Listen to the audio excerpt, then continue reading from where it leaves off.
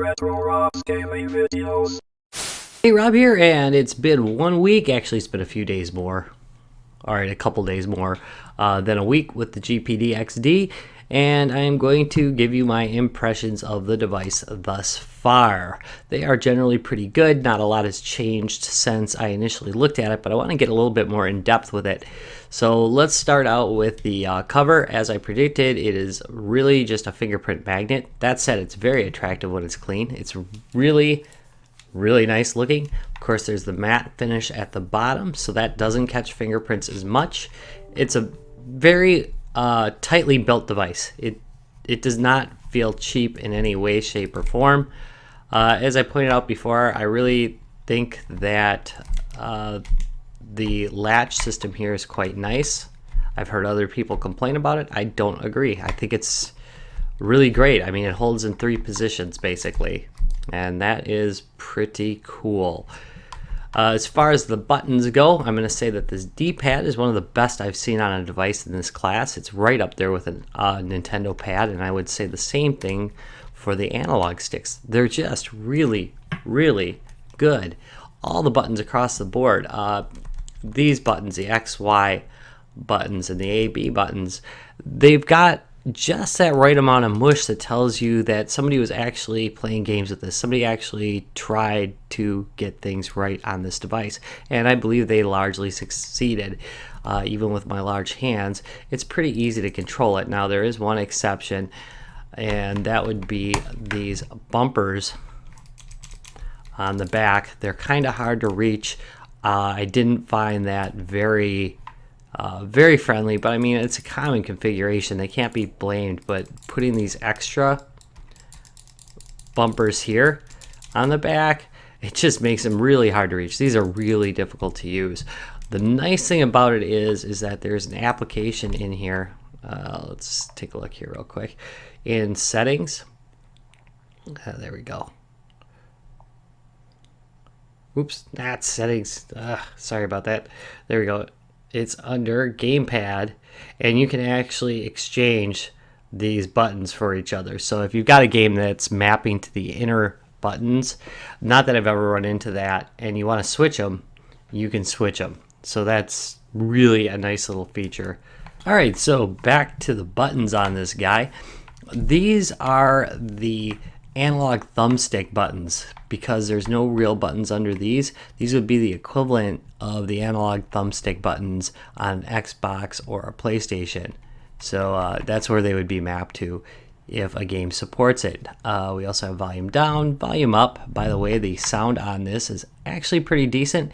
It's about what you'd expect from a mobile device. It's not tinny like so many of these Chinese Android devices are. It actually has decent sound. This here, let's get the this is the power button. Let's get the menu up here real quick. If I hold the power button for a second, that gives me the option to turn it off, so it's a momentary switch. Then let's go take a look at this button right here. What this does is it's the task manager, and you can close out of tasks. That's really useful if you're using something processor intensive and you don't want anything running in the background.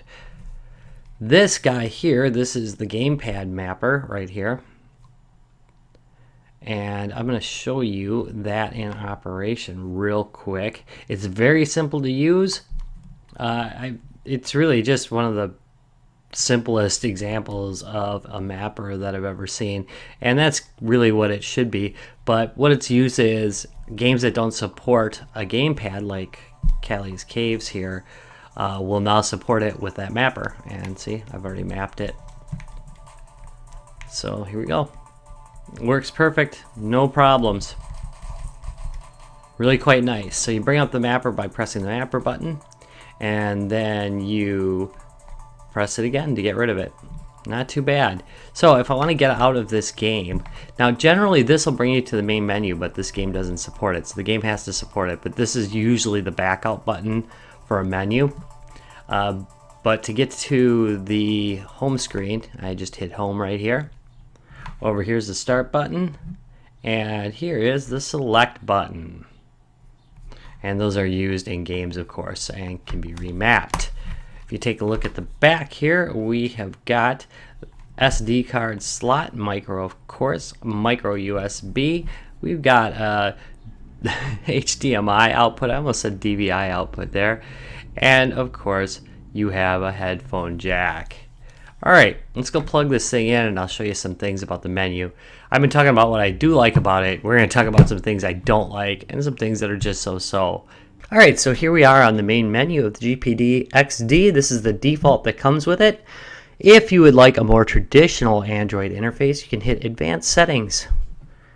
You can go to Home, hit Launcher 3, exit this menu and reboot. You have to reboot. And then a more standard Android interface will be there.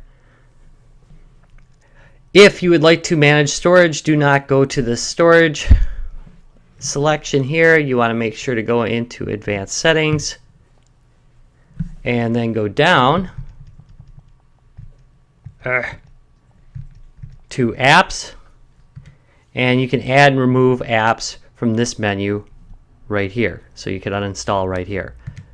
And that is where they are managed unless you are using the emulation system. And let's go through this real quick as we can. Sorry about that thunking around there. Here, let me move this out of the way. Apologies. All right, so applications here.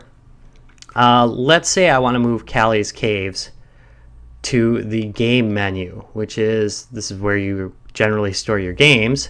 This is where you generally store your general applications, but I want this in games because it is a game. Well, I will press and hold on the Callie's Caves icon and I will move it. There we go. Now if I look over in games,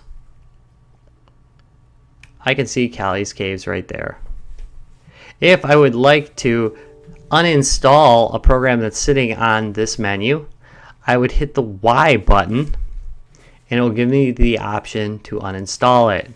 You can, of course, still uninstall it from the settings as well. Alright, so let's go take a look at emulators. This is one of the coolest parts of the system, and it's also one of the worst parts. It is like just such a mixed bag. The KO game box is pretty interesting. It's got a lot of neat games on it. The weird thing about it is, let's just take a look at a couple things here. Alright, you can pick games and it will download any one of these games that you select. So let's just pick one. Alright, you hit search game and then tell it to, once it goes, you hit auto download and then you can download it, which is really pretty cool, right? It has all sorts of games. It has Android games. It has just a little bit of everything. Actually, this one doesn't have Android games. It's the other one.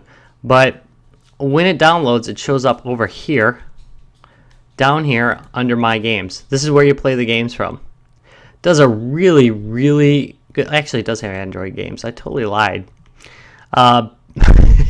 Has a good selection of games.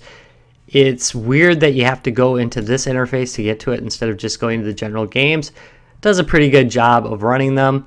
You know, weird thing, I found that the NES emulator is a little bit slow, which is really kind of strange considering how fast of a device this is. But seriously, I got to the point where I tested out Bubble Bobble on an actual NES with the actual game, and this actually does. It has a slowdown that isn't in the original game. Anyway, hit the back button to get out of here. There we go. Quit. So all those games are downloaded here. Now, if I wanted to remove one of them, let's go back a little bit more.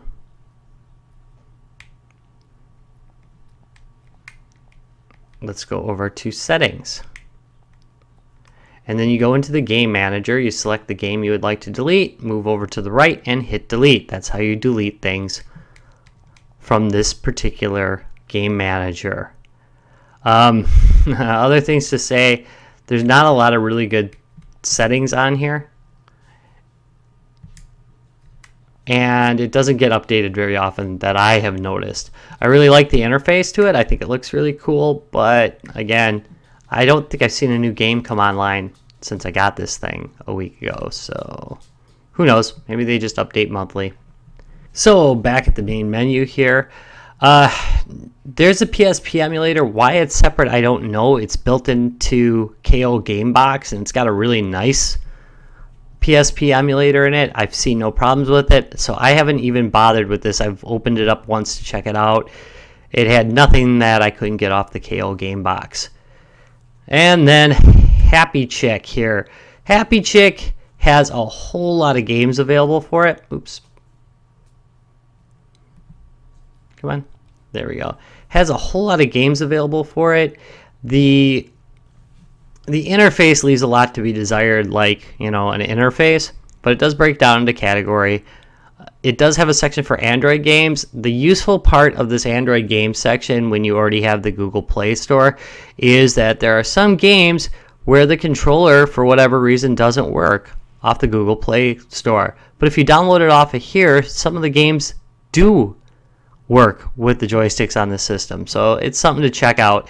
I don't know that it has anything to do with this system. I think it has to do with it having different versions of the game than the Google Play Store does. Most important parts here is Play. This is where your games are stored. Right now I don't have anything downloaded, but I have downloaded in the past. I've just deleted them.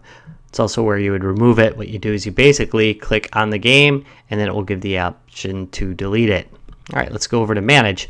Manage is important because you can hit the settings right here. And then under settings, you can set individual emulator settings. Now, here's a weird thing. In most cases, it just affects HappyCheck. But in other cases, it will affect all emulators on the system. Because remember, these are sometimes separate emulators. Really weird. In the case of the N64, unfortunately, it does not affect the other emulator that's on here, which is kind of a bummer. Because the other one does not have a stretch screen mode built in, or at least not one I've been able to get to. But anyway, here's where you'd set video settings. And then you can back out, and all the games you run under that emulator in HappyCheck will work. So, again, not a great interface, kind of wacky, definitely shady, but neat nonetheless. A neat little thing.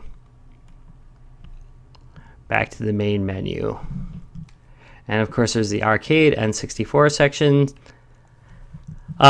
Super Famicom, and then we've got Dreamcast. It does do a good job. I had my friend Travis play Royal Rumble yesterday. He said, oh yeah, this does play really well. And PS1. How you get to it, you can see that it shows you the directions for where to place them. How to get games on here? Well, you go into applications over here, and I will be using the Explorer. I'm just going to give you an example. When you download files, they show up in a download directory. It kind of depends on what you're downloading from. You would use the browser in this case, but I would go into internal memory here and just say, I really don't have anything downloaded, but there could be something in the downloads. Actually, there's a couple things in here, but I would select this ROM, and then I could copy it. That's how you would probably want to do it. And then you can, of course, use the paste command to paste it into a different directory. Just for the sake of argument, let's go home a second. Let's go internal memory.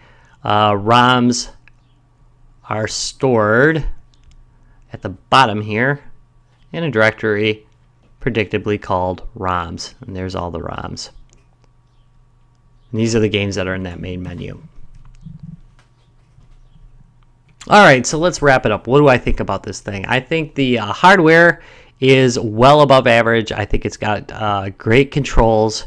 Unless you're going to be playing first-person shooters, where I think it lags behind a little bit, but that's not because of quality of construction. It's just the fact that it's kind of difficult to play with two little mushroom controllers next to having like a full Xbox 360 controller like the NVIDIA Shield has. I think the screen is beautiful. It's one of the best screens I've seen on a mobile device. Really, really, really good. The touch screen, very reactive. I like it quite a bit. The interface, well, you know, the default interface is what it is. It's okay for beginners, I would think. It's going to annoy the crap out of you if you're an experienced Android user. You may want to use the better Android-based emulators. If you're an emulator fan, they'll probably be quite a bit better than what's built into here. But, you know, whatever. You can at least do it. So all in all, for about $150 from Banggood, by the way, that's www.banggood.com, I would say that this device gets a thumbs up. However, if it's a choice between this and the NVIDIA Shield Portable, and you don't care about it being that portable, I'd probably go with the NVIDIA Shield. But if you want something to stuff in your pocket, this is probably a very good choice. Thank you very much for watching. If you like this video, do me a favor. Give me a thumbs up and subscribe for more. See ya.